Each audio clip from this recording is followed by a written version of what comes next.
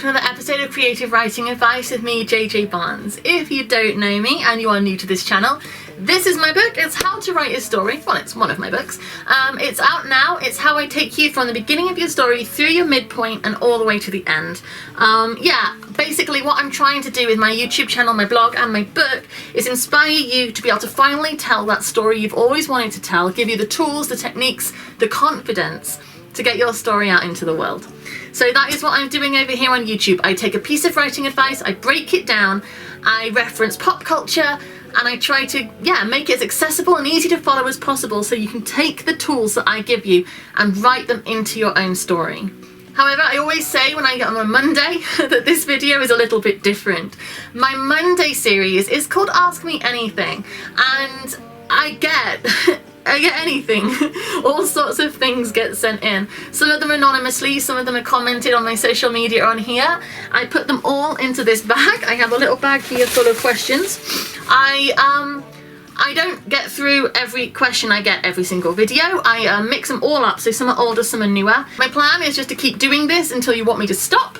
And as soon as you want me to stop, then I will go back to just doing standard writing advice. And if you want me to start again, then I will get my bag of tricks out and I will do more. It's a lot of fun. I get sent all sorts of things. It's very flattering because it always means you guys want to get to know me better. I'm over here trying to do the best I can, so I will answer everything as honestly as possible, and hopefully we'll have a lot of fun together. So, I will begin.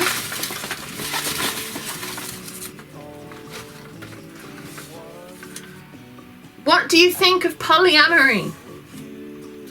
Well, honestly, if it works for you and you're all happy, then more power to you. I can envision circumstances in which being polyamorous could actually be pretty useful. They say it takes a village to raise children, and I can believe that. So I imagine if there was more of us raising my kids, it would probably be a lot easier. You'd probably get a lot more done because there'd be more parents on hand. But that's kind of more the practical side of having help with kids. It's less to do with the actual mixed loving. I'm so awkward, I'm sorry. Polyamory. I can imagine it's useful. If you've got people who want to get down to stuff and some who do and some who don't, then the ones who do can just crack on and the ones who don't can watch telly together, and that's, I can imagine that if you're into that kind of thing, like the mixed love-ins, then it's a very good way to live your life because, spread the love. It's not for me. I'll just say that to be clear. I am a monogamy person. I have my person and I am satisfied with that. But if you're into polyamory, I'm not going to judge you. Like, as long as everyone is of legal age and consenting and being treated right and happy, your love life is none of my business. You crack on. Okay. How do you come up with character names? I love a writing question. I actually love coming up with character names. I'm kind of unscientific about it. I do sometimes do it. You can research whatever nationality your character is, popular names from that part of the world. That's always a really helpful doing if you're writing a character who's come from somewhere else to your country. Find out, because you want to be accurate. You want to do, good representation. So find out popular names from that area and pick one you like is a good way of doing it, because you have to like your character names, right? But if it's just a character with like a fantasy name or someone local to you who can have a name that is, I mean, in England we've got such a mixed bag of nationalities that you can have a lot of fun with names and people's races and religions and things, because there's so many people here from all over the world, which is just fabulous, and it makes stories way more interesting because you've got so many different people you can write about and it feels real. Whereas I imagine if you come from a very sort of specific region where you don't get a much mingling from all over the world, then you're much more limited in what you can do with your story. But I'm quite lucky that I write stories where there is just a mixed bag of humans. But I like coming up with character names. I like to find names of characters that they represent something.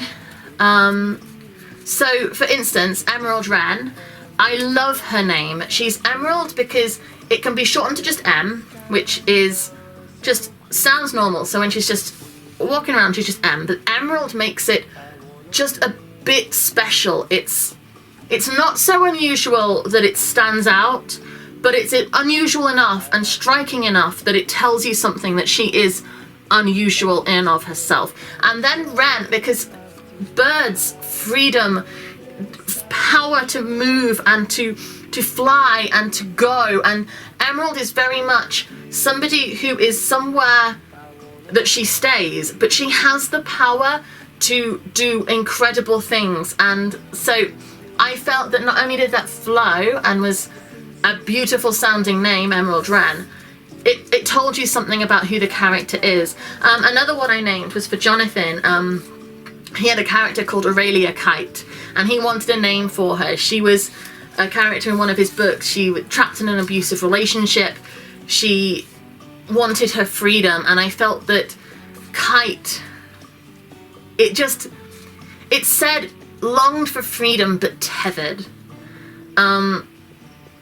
Could be free if the tether was let go and could soar off into the wind, but trapped, held down. And Aurelia just, you know, unusual and beautiful and flowed nicely. So I love coming up with character names. It is genuinely, it's one of my favourite parts of writing my stories. I love naming characters. I have so many names in my head. Alrighty woo. Let's see.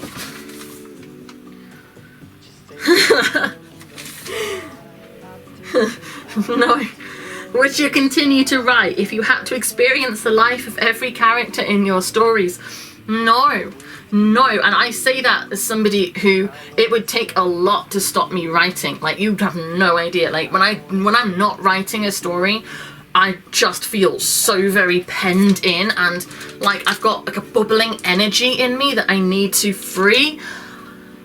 But no, because I write characters being burned to death. You know what I mean? Like, I mean, not routinely, that's not like my standard. But in Emerald Wren, the character I mentioned before, in her book, characters get burned to death. I don't want to go through that. I don't want to be murdered. No, I would not want to experience the life and experiences of my characters.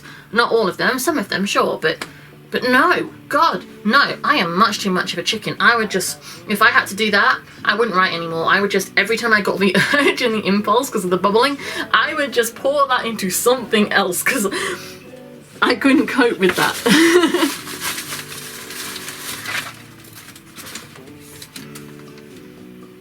How do you feel about ants?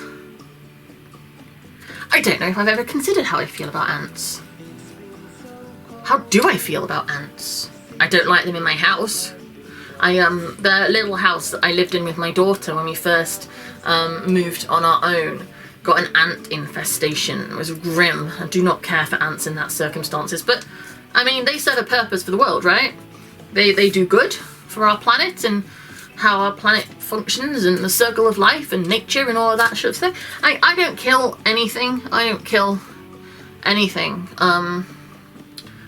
Spiders live freely in my home, and if wasps come in, I shoo them out. Like, I am not, like, I wouldn't care for ants to be crawling upon me, but I wish them no ill will. I am happy for them to get about their lives.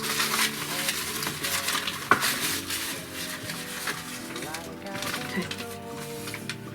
Did Jonathan make the intro music for the Siren Stories YouTube channel? Not these videos.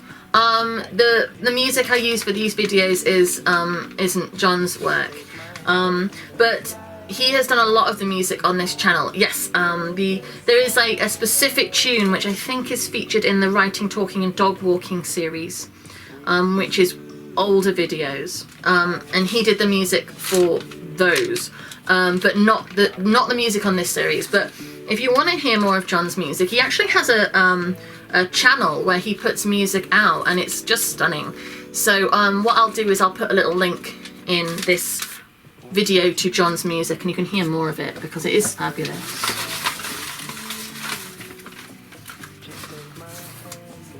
Best way for you to relax? I'm terrible at relaxing. I am genuinely really bad at it. really bad. I had to, the other week my back was really painful. I've got a twisted spine, so sometimes all my muscles get pulled and I get a lot of back, I get a lot of back pain all the time, but sometimes it's particularly bad. And so I had a hot bath to try and, you know, ease the muscle tension, and I'm like, right, I'm going to relax. I'm going to lie in a hot bath and read and just enjoy it. And I was just like this. I'm like, God, I just feel like I need to do things. So I'm not good at relaxing at all. But if, you know what, the most relaxed I think I ever feel is when I'm like in a pub on like a Saturday afternoon, just chatting with people, friends, having a drink and like some snacks and having a natter, and not being in my home where I feel the pressure to do chores, not around work where I feel the pressure about work, just to be sitting, chatting, relaxing, away from all the pressures that I have to deal with, and just, yeah, having a laugh and a chat and doing a bit of people watching. I like looking out windows in pubs and restaurants and watching people go by. I like in my head to imagine what they're doing and what their story is, because that's always interesting to me. Right. How many dogs have you had? Loads. Rolly, Snuff, Lulu, Boris, Batfink, Pepsi, Bridget, Penny, Lucy, and Molly Dog. I think that's all of them. Oh no, I'm missing one. I'm sure I'm missing one. Snout! So that's 11. I feel there was more. 11 for sure. 11 for sure. Molly Dog being the current dog. But my parents always had dogs growing up, so I've always had dogs. Can you have a conversation with a stranger? I can. I rarely seek them out. I'm what would be politely described as socially awkward.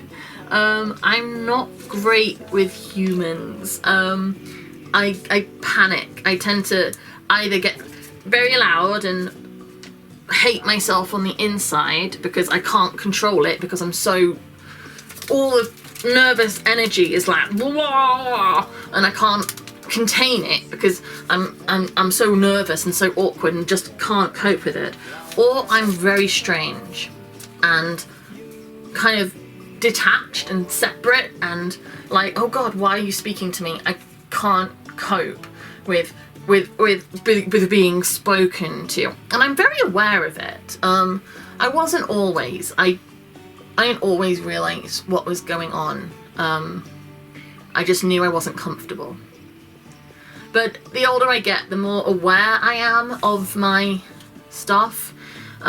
So yes, I can have a conversation with a stranger. It's rare I'm comfortable doing it, if that makes sense. Okay.